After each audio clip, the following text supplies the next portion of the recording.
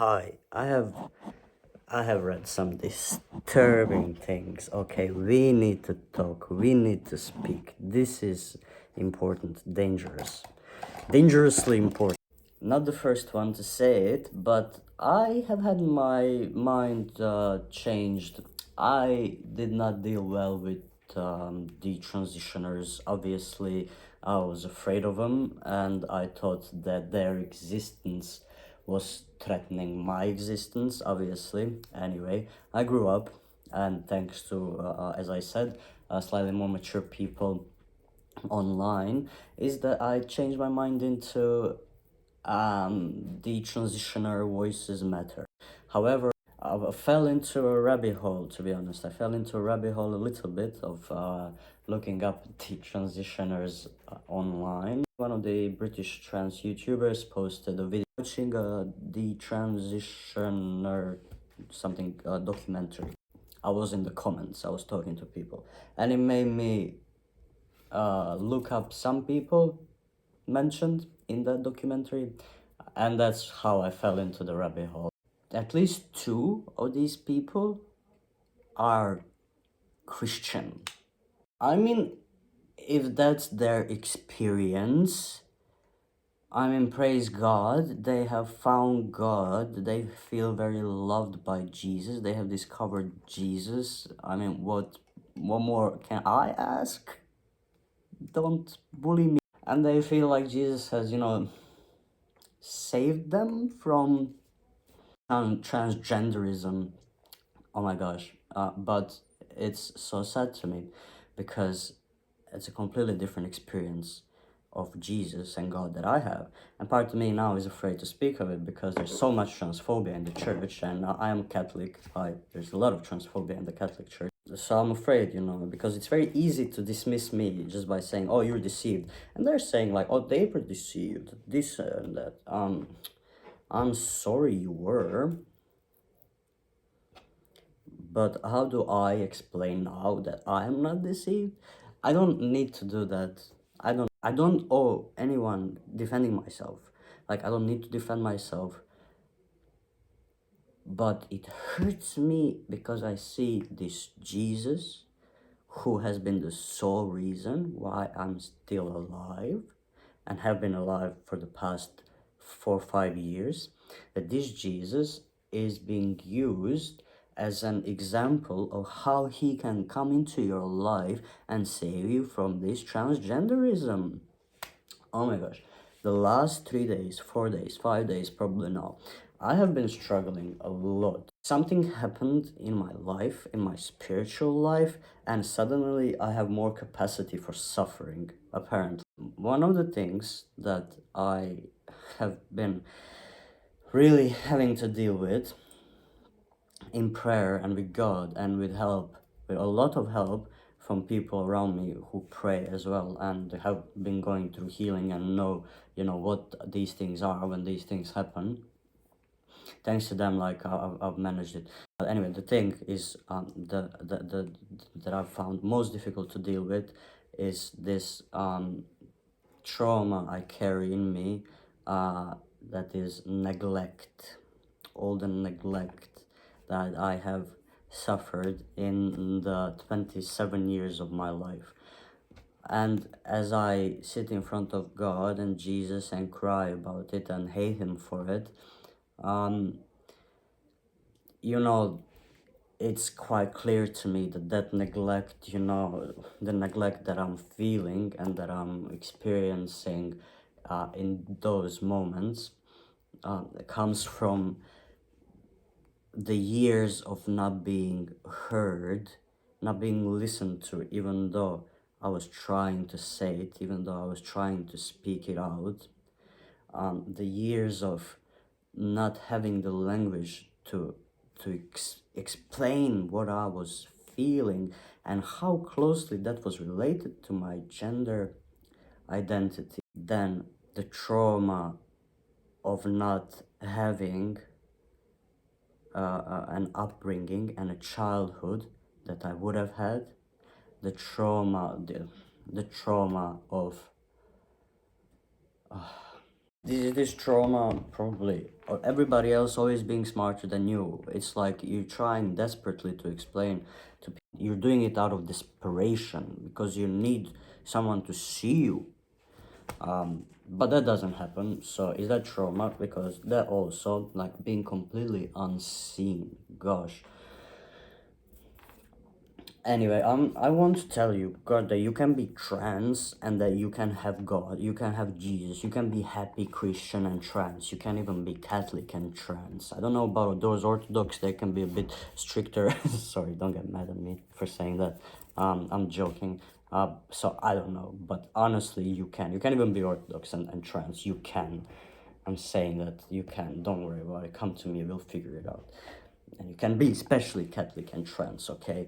And that doesn't have to conflict. And oh my God, Jesus doesn't have to. If you are a woman, okay, that somehow has thought that she's a man because of the trauma and for body dysmorphia, whatever trauma, whatever evil spirits have possessed you and tried to take away your womanhood from you, like, I'm so sorry, that sounds horrible. Like, that's how I feel about my manhood the whole life, and people constantly, I nearly died, and I know that a lot of these people who have this the transition, that they have felt similar to me, but like, don't tell me that I'm stupid for not subscribing to the belief then that I am a woman. Because I'm not, like, for me, and I don't feel any hatred. I think women are beautiful. I think women deserve everything in the world. I love women. I believe women are fantastic. It's not me. It's not me. It never was. It never will be. And I'm completely fine with that. This summer, no, last summer, because we are in March now. This summer is only coming. Sorry, last summer, last year. I was walking the dog. It was sunny. It was hot. And I wanted to sit in the middle of a field in Hyde Park. So it was sunny. Imagine yellow around me, dirt, little dog, fantastic. And I was hit by the grace of contemplation.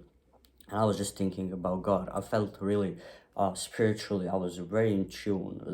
Sometimes it happens like you're really in tune and your brain there's no fog at all in the brain. Everything is open. You feel like there's not even the boundary of your skull. There's just you and your thoughts, and you know that you are there in something good, in something very interesting, in something very enveloping, wonderful. Love contemplation, love when it happens like that.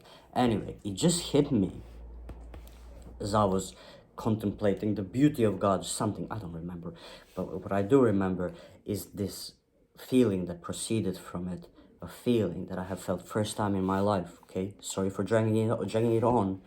I felt I exist. First time in my life. This crazy.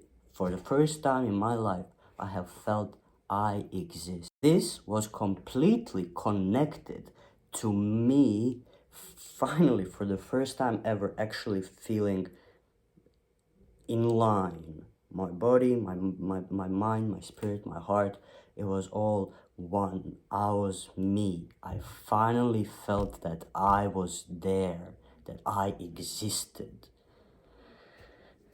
That was a wonderful feeling. It has never stopped. In fact, now I feel like I exist too much, and I have been under a lot of stress, like I was saying. So I'm not quite sure why God has. You know what? Maybe God let me fall into this rabbit hole because He wants me to talk about Him. And I have a lot of experiences with God, and I have a lot of history now with God, and I live with God, and I'm here with Him. He's with me all the time, every time. I can't forget about Him, like, even if I tried.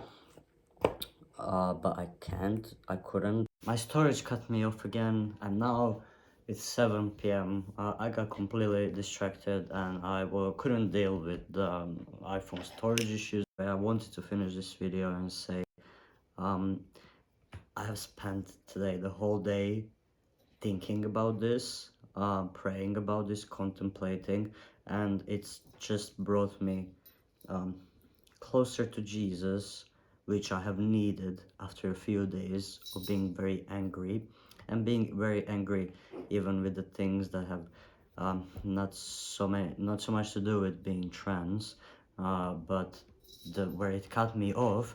The last video was actually when I wanted to say, you know, the consequences of this neglect and trauma, not being listened to, and just the prolonged the suffering and discomfort in my own body have led to me being this type of person today. And I don't particularly like all of it, and it's been difficult dealing with the fact that I could have been a different person if I was listened to, and if my needs were taken care of, if my needs were fulfilled growing up, but they weren't. And so now um, now this is life.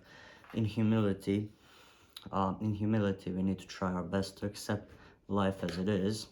The hands that we have been dealt, as they say, and trust in God and pray, and with Him He will just do things. So actually thinking about all this today, and first of all, I don't even know if Jesus wanted me to see all these detransitioners today, but in many ways it has made me compare, which you probably shouldn't do, but a lot of their experience disturbed me, but it also, because it was so different than my own experience, it made me really contemplate on who I am and how I came, how I came to understand myself in the eyes of God, which is something that I have been learning and inquiring and seeking and asking God to help me just reconcile what I was experiencing on the inside as a being, living being, as a spirit, and the outside experience. And yeah. And as I said, after 3 days of being kind of angry at God and struggling with forgiveness and surrender, it's been very nice actually to kind of go back to my roots in some ways, because my relationship with God has because I was raised in a Catholic house, and of course my family was transphobic, because they didn't know better. So God was kind of the first thing that they were grasping at to try and stop me from I don't know what, from believing that I was a boy. But because of that, it actually helped me, because indeed, even from my side, I was always inviting God into the situation, and I was asking, like, God was always there, because I couldn't, I couldn't just repress that part of me, the spiritual part of me, the part of me that God always has been calling. And then the the acceptance and love that I have experienced in prayer, in community, and just the peace in my heart with who I am, and with God as my Father, and me as His Son, and being loved by Him and wanted by Him and adored by Him. He cares so much and wants to free me so much and heal me so much, and yet what He has been healing is all connected, to the Mia, please, this is so important. What He has been healing, it has been so connected to the neglect and the lack of care I have received as a transgender person. Mia, okay. I just want to finish this video by saying it is possible to be transgender and to be Christian and to receive all the fullness of God's love as a transgender person. And some people are trans, and some Christians are transgender, and some Catholics even are transgender. So please don't lose hope. If you're someone who somehow, I don't know, stumbled upon this video by some chance or grace, and are wondering, how does this apply to you? I just want to say, please do not be afraid of wanting to know Jesus, because you think that he's going to, now the instant that he comes into your life, the instant that he shows you his love, he's going to change you into a man or woman that you don't think or feel you are, because that's not my experience. That's not what happened with me. And in fact, I think I said it, it was God's acceptance of me as his son has been the main the main bonding ground, because it was so important to me that he sees me. So many people didn't. Nobody did. It was so important to me to know that God sees me, and he showed me more than once that he sees me, and he's so merciful that he gets it. He gets my issues so much, and he's so merciful towards me because of all the issues and all the lack of love and all the abuse and all the trauma, and his love, his gentleness, his fatherhood has meant so much to me. I mean, I'm feeling extremely grateful, because I could not be alive without that. I could not get that from the people.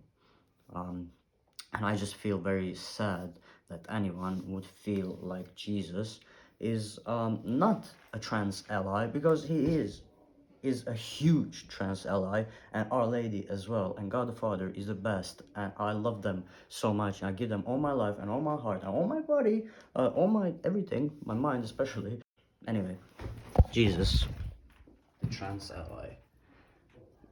I trust in you. We trust in you. We love you.